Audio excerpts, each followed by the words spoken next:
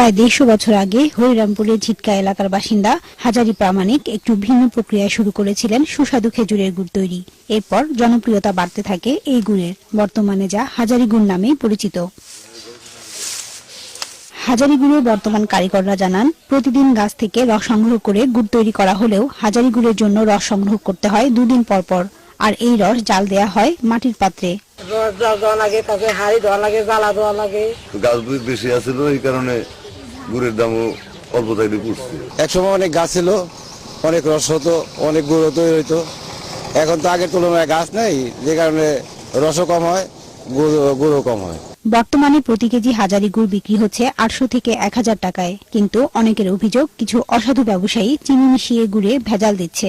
কোনো ভালো গুড় অর্ডার দিলে পাওয়া যায় না, সবই চিনি দেয়, নুচা দেয়। পুলিশি ব্যবস্থা থাকলে বা সরকার নজর রাখলে এই গুড় ভেজাল হবে না, চিনি দিতে পারবে না। মানিকগঞ্জের ঝিটকা অঞ্চলে এখন মোট 7টি পরিবারের প্রায় 30 জন কারিগর হাজারি গুড় বানানোর সাথে জড়িত।